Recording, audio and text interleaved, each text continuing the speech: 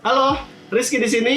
Di suasana kerja dan belajar di rumah kayak sekarang, walaupun ya kita tahu kayaknya akan mencapai ujungnya, ada beberapa orang yang masih kerja di rumah atau belajar di rumah dan mungkin akan diteruskan sampai ke beberapa waktu ke depan. Kayak saudara gua ada yang dia WFH-nya ternyata sampai akhir tahun 2021, dan di sini gua mau bikin satu setup yang cocok buat bikin kayak ruang kerja di rumah, dan ini tuh cocok untuk orang yang suka dengan warna yang monokrom. Jujur aja, video ini sebenarnya gue terinspirasi sama IG-nya Tamaradai. Yang gue lihat itu sebenarnya serba abu-abu, hitam dan putih. Jadinya gue mau coba aja bikin satu setup yang fokusnya itu dia di hitam dan putih, jadi black and white aja. Sebenarnya gue juga belum pernah sih ngelakuin hal ini, tapi semoga lancar-lancar aja. Kita mulai dulu dari meja. Meja yang gue gunakan di sini adalah yang gue beli dari IKEA. Kemarin gue ke IKEA, gue beli yang Linmon table. Ini gue tahu ini sebenarnya bukannya barang yang langka. Banyak juga orang yang pakai Linmon table. Tapi untuk kakinya gue nggak pakai kaki yang biasa. Kalau biasanya itu orang pakai kaki yang lurus, itu yang namanya apa sih, tadils kalau nggak salah. Gue di sini mau pakai kaki yang agak ribet ngerakitnya. Jadi kita rakit aja dulu tablenya.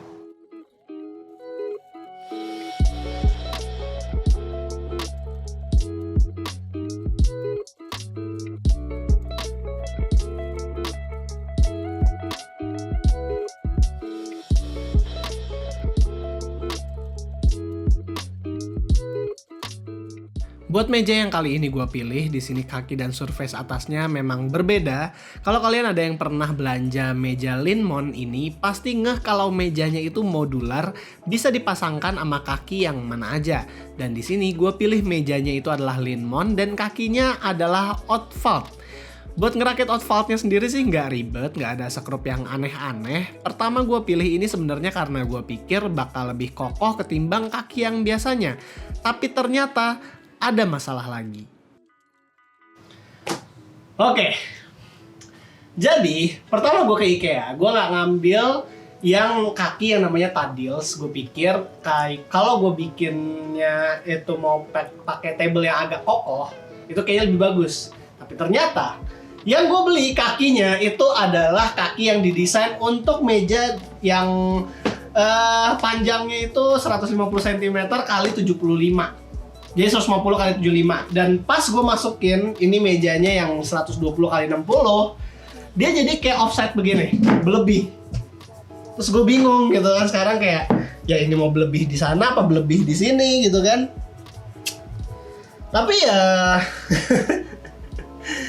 ya karena udah kebeli sayang gitu kan, nggak dijadiin konten, nanti gue nggak balik modal. Jadi ya udah, kita jadiin kontennya dulu deh. Kita akan bikin setupnya dulu. Bikinnya ya pakai yang seadanya ada dulu. Mungkin kalau nanti ada rencana mau ngerubah, entah mungkin papannya yang diganti jadi yang 150 kali 75, atau mungkin kakinya mungkin beli yang tadil saja yang itu. Ya tergantung, lihat nanti lah.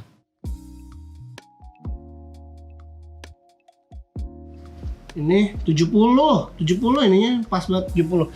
Nah, berarti kan lebar mejanya itu 60. Terus panjang yang ininya nih si tadil ini kan si tadil ini siapa sih? Inilah. Ininya 70. Berarti berarti ada 10 spare kan? Berarti 5 cm 5 cm nih. Jadi bikinnya seenggaknya walaupun memang tidak berhasil, seenggaknya bikinnya simetris lah agar lebih estetik. Yuk kita lanjut. Setelah kelar di meja, kita move on ke barang-barang lain. Yang pertama akan gue bahas adalah monitor dari BenQ. Saat gue pertama nanya apakah ada monitor produktivitas yang nyaman buat dipakai kerja berjam-jam, mereka menawarkan gue BenQ GW2780T, sebuah monitor 27 inch yang didesain khusus untuk produktivitas dalam jangka waktu yang cukup lama. Desainnya benar-benar dibikin ergonomis, di mana movementnya dibuat cukup banyak, bisa pivot ke atas ke bawah, dan juga height adjustable sampai 14 cm. Nggak lupa monitor ini juga bisa dipasang vertikal gini loh. Selain dari ergonomisnya, estetik dari monitor ini juga bisa dibilang cukup cantik. Bagian tiangnya ada lubang yang memang disengaja buat kabel manajemen, dan panelnya juga menurut gue ini cakep. Resolusinya mungkin masih Full HD tapi udah frameless di 3 sisi dan di bagian bawah ada logo BenQ yang juga masih stealthy. Akurasi warna monitor ini ya kalau kita lihat sebenarnya cukup standar, tapi yang paling kece dari monitornya adalah fitur Brightness Intelligence yang dimana dia bisa mendeteksi keterangan ruangan kalian dan bisa mengatur brightness sesuai dengan terang atau tidaknya ruangan tersebut. Nggak lupa juga monitor ini punya profil blue light filter yang bisa disesuaikan dengan penggunaan user. Kalau misalnya gue lihat-lihat sendiri, memang monitor ini lebih cocok buat orang yang kerjaannya lebih ke business side atau office usage ketimbang content creator. Nah, buat speaker, di sini gue menggunakan speaker yang masih gue simpan dari dulu, yaitu Logitech MX Sound. Speakernya ini konfigurasinya adalah 2.0 aja, jadi subwoofernya udah built-in di dalam speakernya itu sendiri. Logitech MX Sound ini juga udah support Bluetooth 5.0, jadi bisa connect lewat Bluetooth ataupun menggunakan 3,5 mm jack, tapi gue lebih suka itu lewat Bluetooth aja karena lebih wireless. Kerennya speaker ini dia di bagian depannya itu terbuat dari fabric dan saat kita mendekatkan tangan kita ke speaker kanan, itu langsung nyala gitu volume controlnya yang membuat setup ini menjadi lebih kelihatan mahal. Tapi kalau buat kualitas suara, speaker ini lebih ke arah treble lah. Lagu-lagu akustik macam Depa Pepe punya atau seperti One More Time, One More Chance itu kedengerannya bagus banget. Vokalnya bisa menonjol sama background musiknya, tapi kalau suara yang butuh bass, di sini bassnya nggak bisa yang terlalu nendang banget. Nah, buat desk mat kebetulan di sini gue dikasih oleh Press Play ID. Memang gue udah naksir sih dengan motif desk matnya itu dari lama, tapi baru kesampaian sekarang. Desk mat ini pasti bisa membuat kontras antara meja dan periferalnya yang akan gue gunakan sekarang karena periferalnya itu semuanya bakal putih. Peripheral yang gue gunakan di setup kali ini adalah Logitech semua dan serba putih. Gue cari yang cukup minimalis dan keyboardnya ini adalah Logitech K380. Sebenarnya gue udah pakai ini selama 2 tahun dari 2017 sampai 2019. Gue bisa bilang kalau fungsionalnya ini bagus banget. Media button ada, home dan lain-lain juga ada, dan bisa connect ke 3 device sekaligus pula dengan Bluetooth.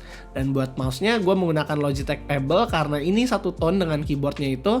Pas gue lihat mouse ini pertama kali gue ngira ini adalah sabun batang, tapi pas dipakai sebenarnya cukup enak loh. Mouse ini juga bisa connect menggunakan 2,4 GHz dongle atau Bluetooth sesuai dengan keinginan kalian. Nggak berhenti sampai situ, setup tanpa hiasan pasti basi lah ya. Di sini gue menggunakan 2 hiasan yang cukup common. Yang pertama pasti fake plant buat memberi sedikit tekstur ke dalam setupnya, tapi tentu dengan daun yang nggak terlalu saturated juga agar meminimalisir tone di dalam setupnya. Dan juga gue memilih jam dari S Hardware yang juga modelnya monokrom gitu. Dan ini kalau misalnya kalian lihat-lihat ya beneran batu loh. Kalau gue lihat-lihat sebenarnya jamnya ini cukup minimalis walaupun ada kayak bintik-bintik putihnya gitu, tapi ya overall kayaknya sih masuk-masuk aja sama setupnya. Jadi selesai dari semua barang-barang yang ada di atas meja, waktunya untuk kita masang kabel manajemen yang ada di bawah mejanya. Untuk kabel manajemennya gue masih menggunakan IKEA Signum seperti yang gue gunakan di meja sebelumnya, tapi saat pemasangan kita ada masalah lagi. Oke. Another day, another setup, another problem. Ternyata, oh iya, gue kan juga beli IKEA Signum. IKEA Signum ini ya pastinya untuk naruh-naruh kabel karena itu emang fungsinya adalah penyanggah kabel. Gue udah pakai ini dari tahun 2017 dan itu tidak ada problemnya. Yang menjadi problem adalah gue lupa kalau mau masukin ke meja dia harus dibor dulu. Dan gue nggak punya bor. Di rumah gue nggak ada bor.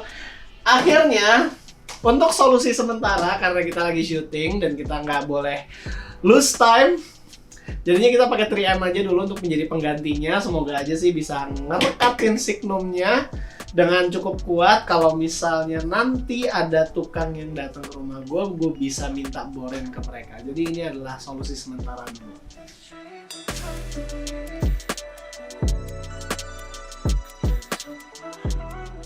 Jadi untuk percobaan setup monokrom kali ini gue bisa bilang ini sukses-sukses enggak karena beberapa hal seperti salah milih meja dan juga kakinya nggak kesekrup sama mejanya itu membuat gue menyarankan kalian kalau mau beli meja di IKEA itu harus rencana lebih matang lagi lah. Lalu setup seperti ini nggak terlalu cocok untuk kalau misalnya kalian mau naruh PC di atas mejanya, kecuali kalau PC-nya itu kecil banget seperti Mini ITX atau seperti casing gue yaitu NZXT H1. Lalu untuk orientasinya, di sini karena monitornya bisa di height adjustable, jadinya kita juga bisa naruh speakernya di bawah monitor apabila butuh space lebih, karena speakernya juga kalau kata gue cukup makan tempat lah. Buat Signumnya sendiri ini nggak terlalu berguna sepertinya karena mau speaker sampai periferalnya itu pakai Bluetooth semua, jadi wired juga dikit banget. Dan yang gue sukanya apabila setup ini mau dibuat nggak berisik, itu juga bisa. Kalian bisa pakai headphone Bluetooth apapun buat audio outnya, dan kalau masalah periferal, gue yakin kalau mau ngetik ataupun mouse clicknya nggak akan ganggu orang sekitar karena mereka sendiri udah sunyi. Buat bangkunya sendiri, sebenarnya ini nggak termasuk sama setup plan-nya, tapi gue sertain aja. Kursi 300 ribuan dari Informa ini menurut gue bisa masuk banget ke setupnya kalau kalian nyari-nyari kursi yang minimalis juga. Tapi jujur kursi kayak gini sebenarnya nggak terlalu nyaman untuk dipakai lama-lama.